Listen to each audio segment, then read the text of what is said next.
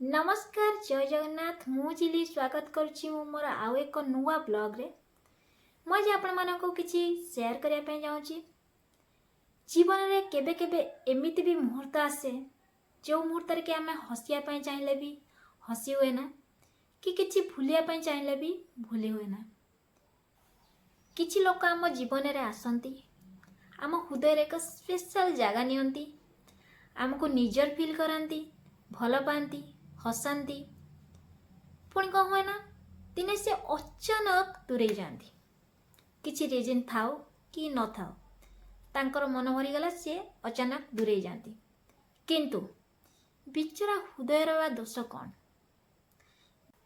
ता सहित मिसी बिताई समय को मन पकाई सबु बेले कांदी थाए।